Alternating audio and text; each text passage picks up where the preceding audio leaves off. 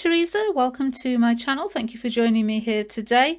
If you're a regular viewer, you will have seen me last week review this box from Artful. It's an art subscription box, and there'll be links in the description and at the end of the video to the review that I did and to the website if you want to go and pick up a box for yourself. But the theme of this box was lino printing. There was everything that you needed in there and lots of instruction. And today's video is basically my first attempt at lino printing. I had one little trial run on a spare piece just to get the feel of the tools. And then this is my first proper project. Not done this since I was at school, and I'm not even going to begin to say how many years ago that was. And I'm really pleased with the results that I got today. Super easy, super fun technique, and I'm going to share it with you how simple it was. So I'll move these out of the way and I'll be back to show you what you need, and we'll get on with it.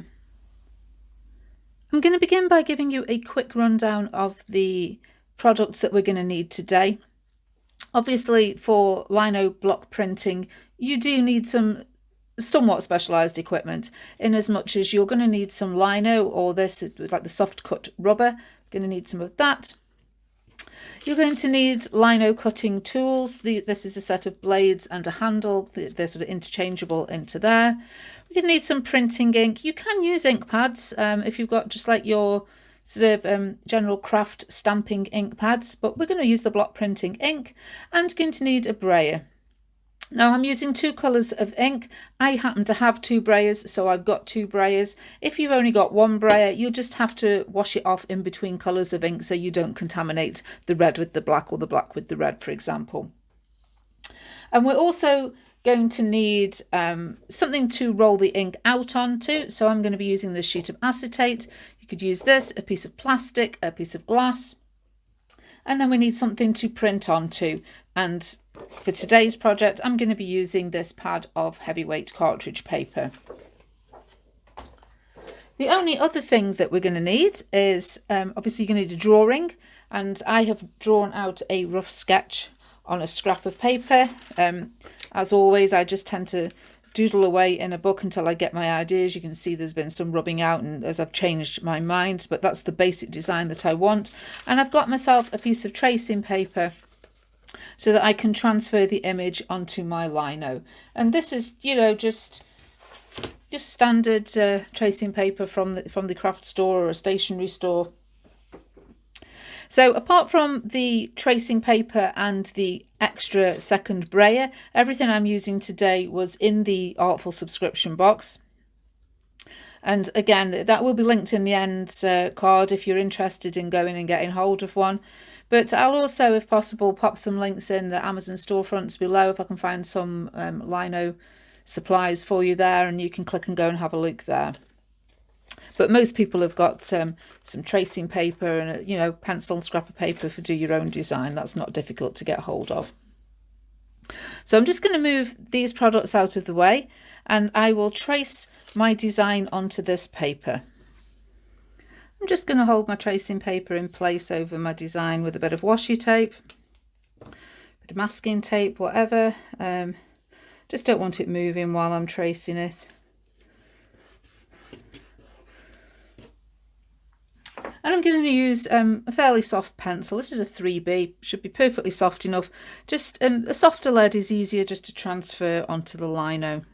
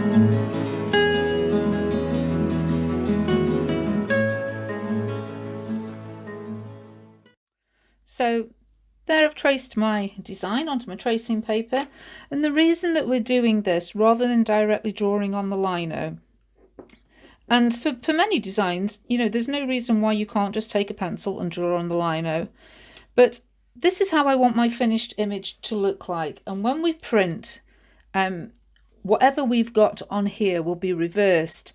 And obviously here I've got writing. I want my boat to be on this side. So with a piece of tracing paper, obviously when I flip this over and transfer the image onto my lino to cut, it's going to be reversed on the lino, which means when we come to do the finished print and it flips again, it'll be back the correct way round that I actually want it. Now I've made this so it'll fit on a piece half the size. I'm just going to cut this in half, and that way I can use this and get 2 prints out of it. And I shall be right back to show you how to transfer this image onto the lino. So that's really easy to cut, just used a ruler and a craft knife, and I can save the other half of this for another time and another project. So I'm just going to flip this over, line it up. I've left myself a little frame that I want to print, which will just frame it onto my piece of cardstock. And once I've got that on nice and square, exactly where I want it, I'm just going to burnish over it. Now, you could scribble over it with the pencil if you don't have anything else. But you could use a ball tool, the back of a wooden spoon, a bone folder, something that's not going to rip the tracing paper, but is going to apply some nice even pressure that you can just burnish it across. So I'm just going to use one of these metal tipped ball tools.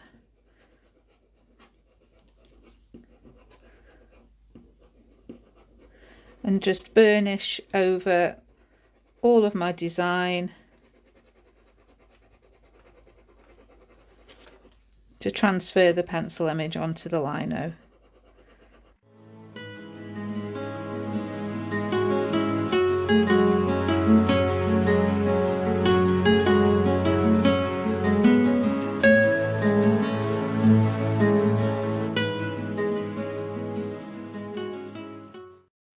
And there we go. That's good enough for me. I can see where I need to go. If there's any areas like this where it's a bit patchy, if you don't feel confident that you can follow your pattern, just take your pencil and fill in any missing spots,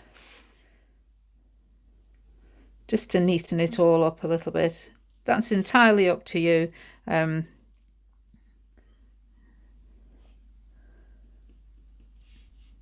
I'm not too bothered. It's not an exact science. I'm going to do my best to follow along my lines that I've drawn, but I know there's going to be places where I cut slightly off. So as long as I can see the main parts of my design, that's good enough for me.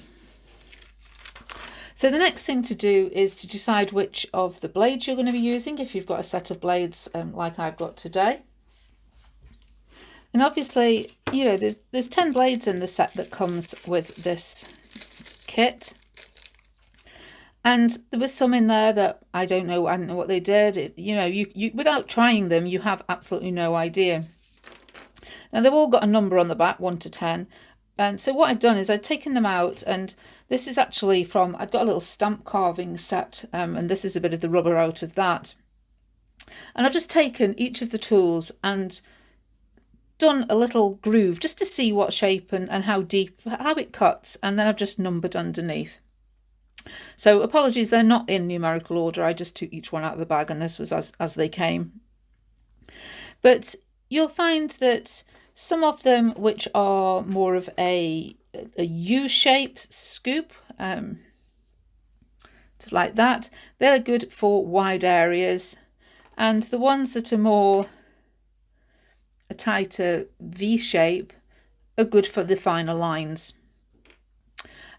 This one here, which was this very strange flat blade, I don't know, whether I'm actually using this correctly. I find it quite difficult to get it at the right angle, but I'm guessing it does even out. Maybe where you've done a whole area and you've perhaps got a few little raised bits, because it's such a flat blade, it might just flatten it out a little bit. That's the only one that I don't feel confident in actually using. But for the design that I'm going to do today, I'm going to use, I definitely need some fine details, so I'm going to be using this number 1, which is the very tight V1 here. And I think I'm going to be using number 9 as well, which is also a V shape. I think it was that one, yeah, but slightly wider V shape. And to clear some of my larger areas, I'm probably going to use number 6 and possibly number 8, which are the large U-shaped scoop ones. So before you actually start working on your finished product, just practice.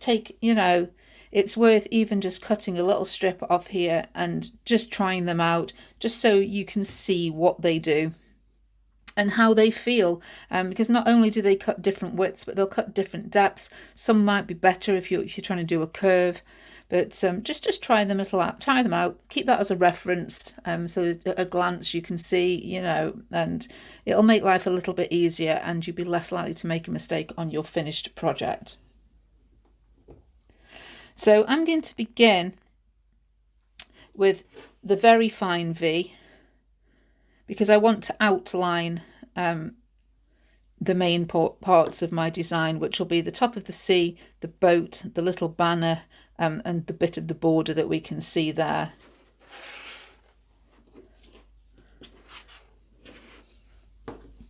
So we'll just zoom you in a little bit. And the other main safety tip here is keep your fingers out of the way, cut away from you. So if you slip, you're going to slip away, you're not going to slip into yourself, and don't put your hand in the way where, again, if you slip, you could cut. Turn the lino as you go if you need to, so that you can keep your hands out of the way.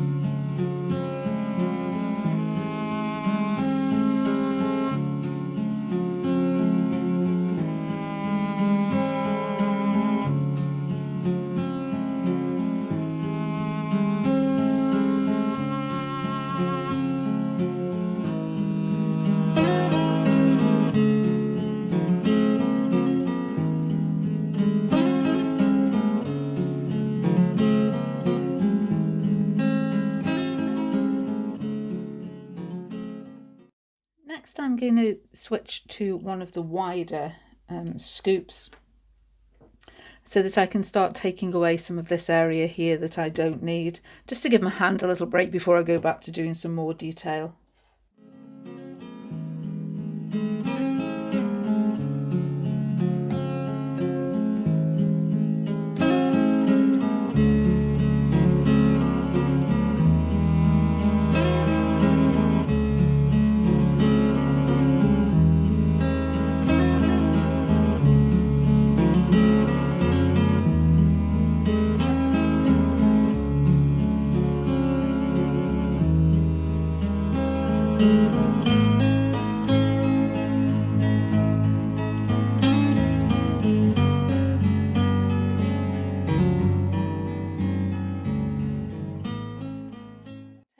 away the majority of what's going to be the white space there with the wider U-shaped gouge.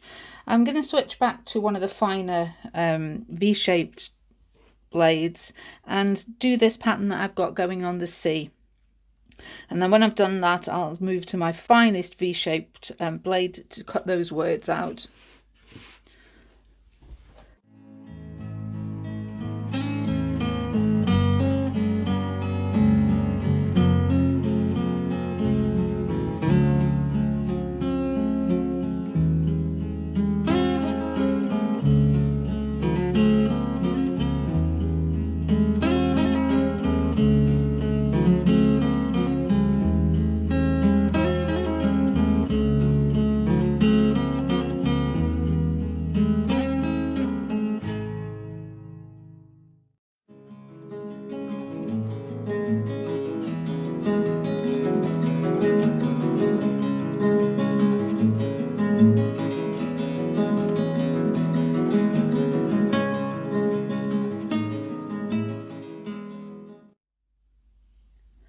The final thing that I need to do before I'm ready to actually start printing with this is to separate the areas that I want to print in red from the areas that I want to print in black. Now, there are a couple of different ways that you can do multiple colours. I mean, I could indeed ink this entire plate up in red, because that's my paler colour, so to speak, at the moment, print it as many times as I want to print it, then carve away the banner and the boat, which what I want to stay red, and then print in black directly over the top to get a two-colour print.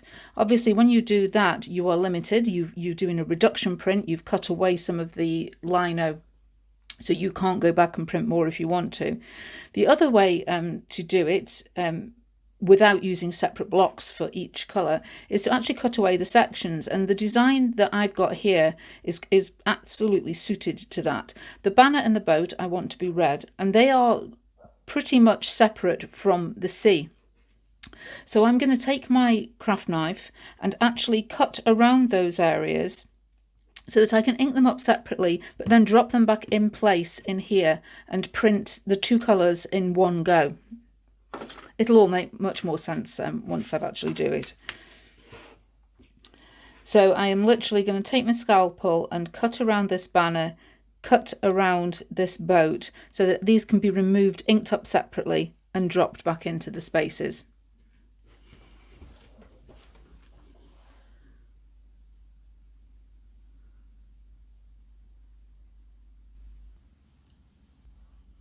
So I've cut out the two elements that I want to be able to ink up in red, and just trimmed so that they'll drop back in again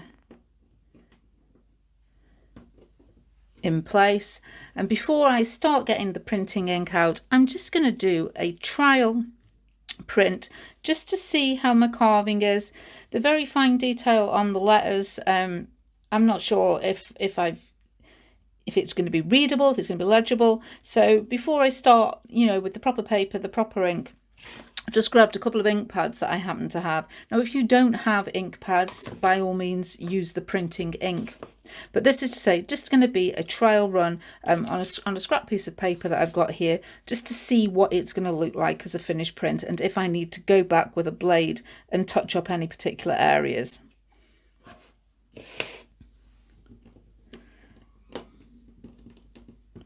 So I'm going to take apart my separate elements and just ink up with these ink pads. I say these ink pads are not particularly designed for use with this material. I'm not looking for an even print. I'm just looking to see what my carving is like and whether or not I've missed any areas.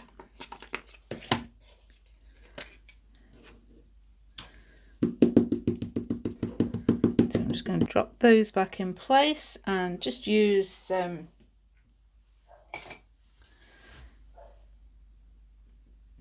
little metal tip tool just to make sure it's pushed down in place.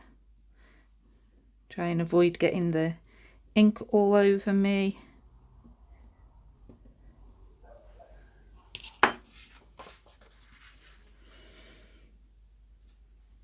and then putting my piece of paper down, and you can use either a clean brayer, you go back again, use a ball tool, or if you've got like a little wooden spoon.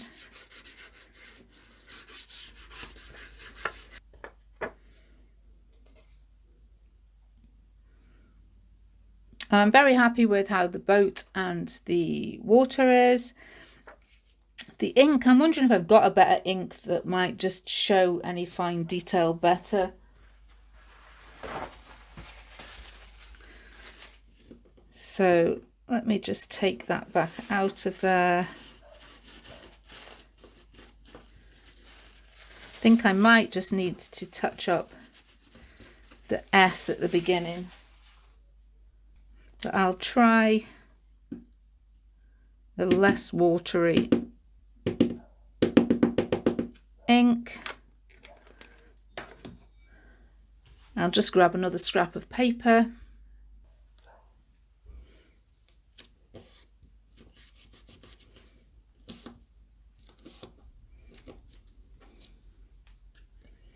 Yeah, I just need to define that S at the beginning a little bit better. Apart from that, you know, that should be all right. But that is why it is always worth just doing a test print. So I'll go ahead and do that, and then I'll get set up with the printing ink and we'll do some proper printing. So now it's time to start printing. So I've got my sheet of acetate that I'm going to use to put my ink on and roll my ink out. And I've taken some of this paper here. I've just cut a piece in half.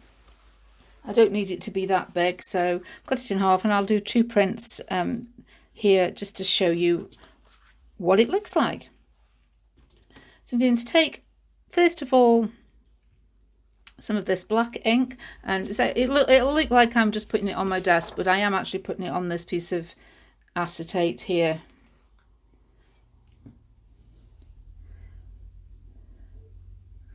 Put a small amount of the printing ink. I'm going to take a bit of the red and pop a bit down here at the bottom. So we can just move that in so you can see both colours. And I'm going to take my large brayer for the black ink and just roll it out.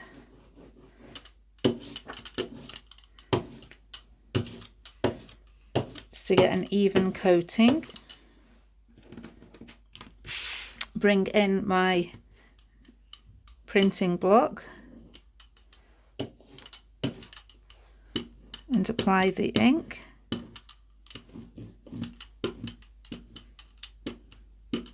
Maybe should have put a piece of paper down on my desk. But this is a water-based printing ink, so a bit of soap and water, I can clean up my table.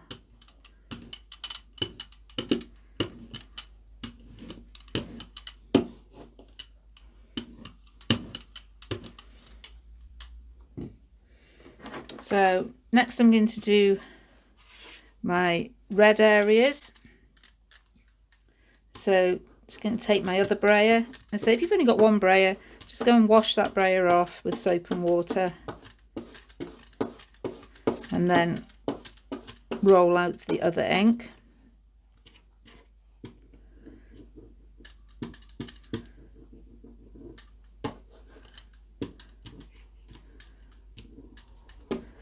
Give yourself a nice even coating.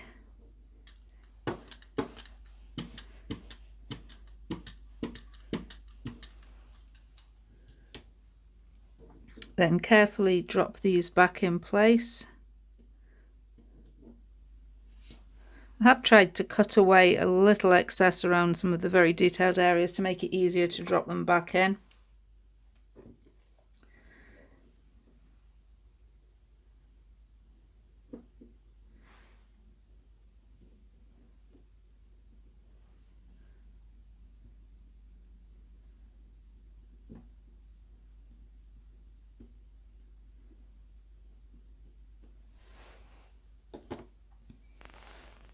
And then just going to move this out of the way slightly.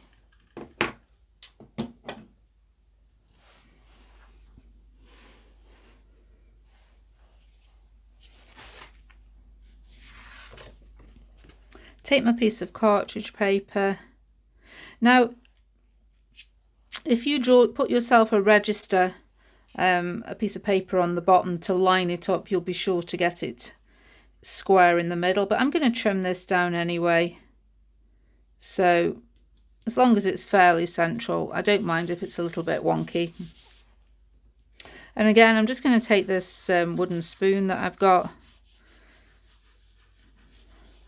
and use this just to apply pressure all over to transfer the ink.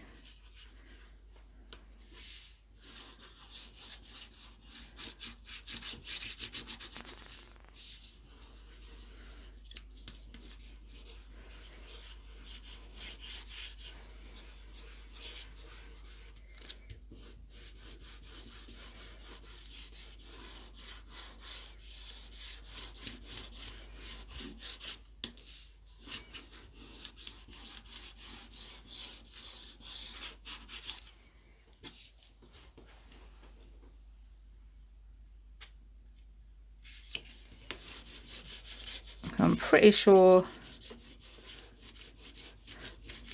I've got the whole image here.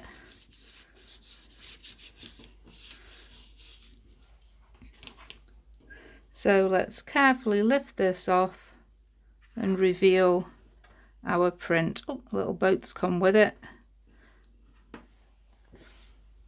And there's our finished lino print. Really happy with that. I used the slightly wider tool to redefine those letters there. But yeah, really happy. Going to take a second one. So again, just going to do exactly what we did before. Just pop out my separate elements. Going to pop a little bit more printing ink down.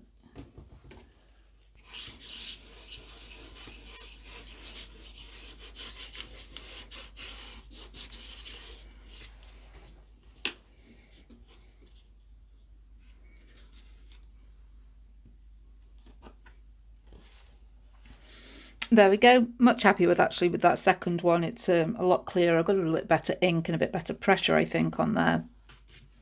But as you can see, this is not a difficult craft to master. This, to be fair, I've had one practice carving the other night just to sort of get the feel of it and sort of understand how it works.